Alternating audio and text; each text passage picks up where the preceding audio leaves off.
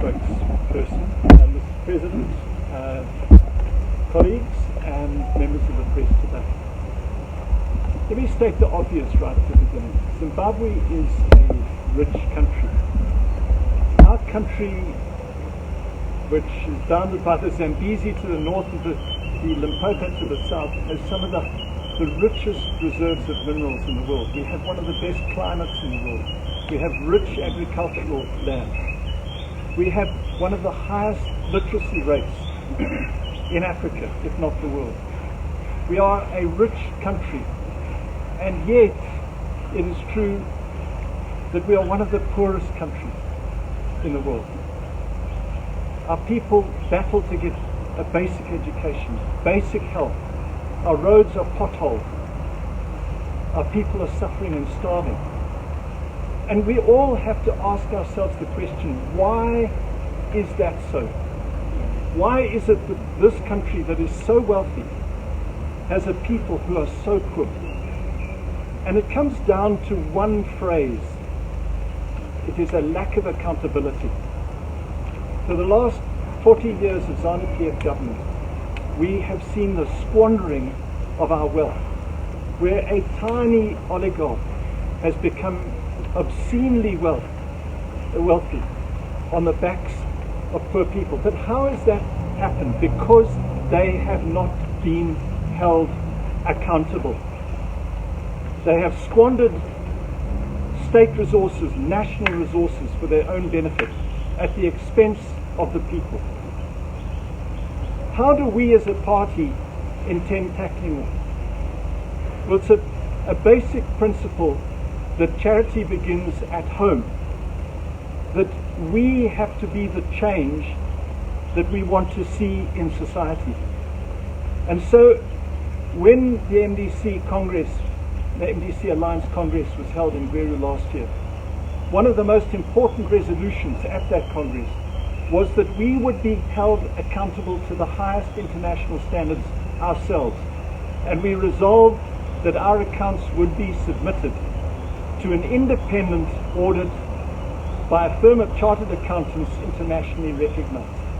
And that is what we have done.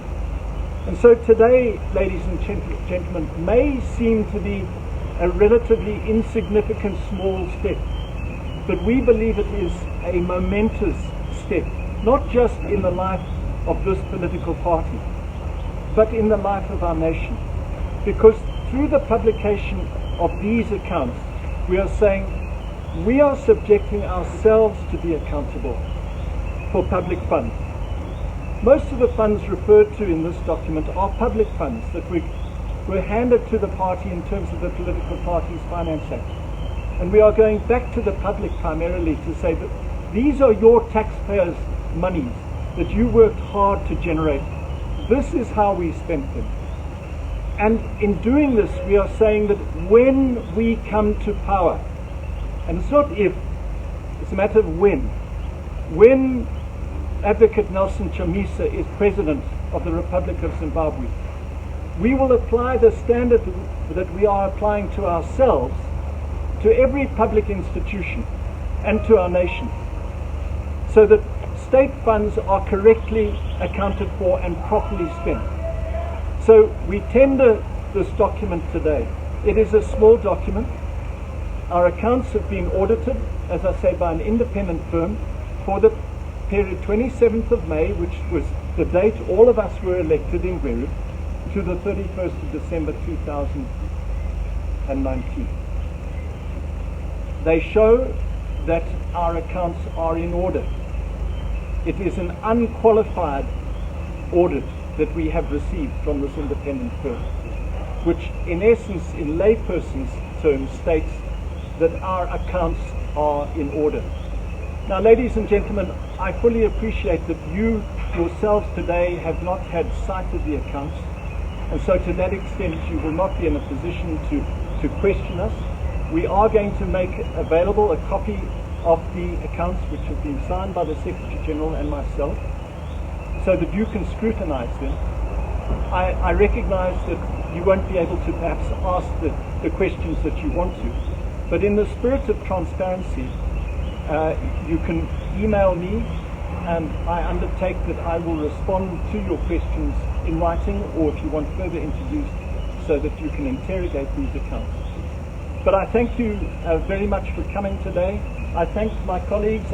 In particular, may I thank the President, Advocate Chamisa, who has steadfastly supported this call made at Congress and has supported all of us in leadership in arriving at this moment. Thank you. Members of the press, as is the practice at our press conferences, we're going to just take 2 or 3 questions from you before we conclude the business of the day today. Yes, Blessed. I think my name is Blessed Mhlanga from Soul TV and Radio News Dish. I'm just going to ask you to raise your voice a little bit so that the Treasurer General can hear and appreciate your question. As you present your audited account, there was concern, or there was allegation that there was 2 million that went missing. Now, did your auditors look into that, and what was the final verdict of the auditors? Thank you for that question. The auditors looked at our entire books of account, including all state funds that came out, and they found that those allegations were baseless.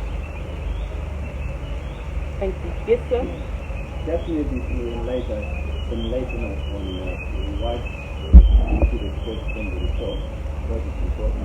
Can you just briefly take us through when you started the audit, what fund are you talking about, how much was there? Just need a summary of the expenditure, and need the balance at the moment. If anything else needs to be that will be at least this will assist us. Just a small... Certainly, I'll give you a shortened version. So the accounts show that our income for that period in 2019, and I stress it was only for the period 27th May to 31st December, was a sum of 6,277,000. The bulk of that was from government, from the Political Parties Finance Act, and there was a minimal amount of donations from our supporters and, of course, membership subscriptions. During the period, we ended up with a surplus of 743,000 Zimbabwe dollars at the end of the year. Thank you. Yes, ma'am? Just to know, what is the basis of presenting the 2019 audit report now towards the end of 2020? Thank you. Why did you take this long?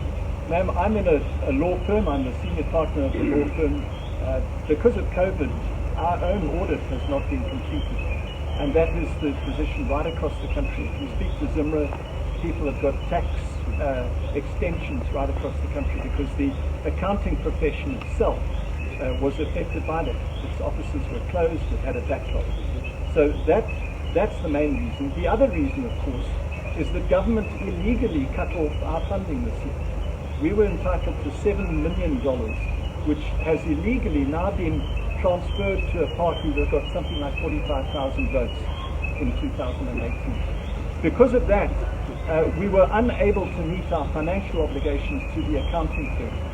Thankfully, we have now, through our supporters and primarily through our membership base worldwide and within Zimbabwe, raised sufficient funding to pay the firm of accountants. We owed them a fee that we contracted them to do, but they do not do this for free. And so once we had paid them, they were able to continue with the audit. But let me stress that they started this in February, but then there was this long hiatus, partly because of our inability to pay them due to, ironically, government's failure to pay it, but also partly due to COVID.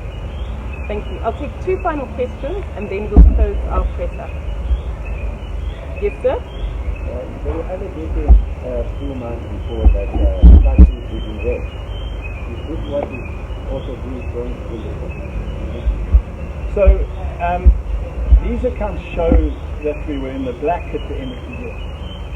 Obviously, with the cutting off of government funding, and I stress illegally this year, this is a complete breach of the Constitution and the Political Parties Finance Act. The cutting off of that money to with a membership support base running into hundreds of thousands, and the transferring of that money to a political party that at best has 45,000 support had a critical effect, a damaging effect, obviously, on our cash flow. But I'm happy to report that because of the rejuvenization of our party and our new website and other things that the SG and I have been working hard on, we are back in the black. Only just, but let me tell you, in the context of this COVID-afflicted economy, it is remarkable that we are in this state. Thank you. We'll take one last question and then close the question. Yes, sir. I just need clarity on the figures. You indicated that you received close to 7 million, but you spoke of 6 million in your presentation. You spoke of 6 million in your presentation, and the donation that came in, say, for foreign currency, how is it figured in that 6 million? So I think that I perhaps didn't make myself clear. The 7 million was the amount that we were entitled to in March this year. The 6.2 million was the amount we received last year, the bulk of which came from the Political Parties Finance Act, which was some 5 million, and the balance of that was what came in from our membership base. Okay, members of the press, all that remains is for me to thank you very much for joining us today. Thank you very, very much, and thank you, Senator Coltart. Thank you.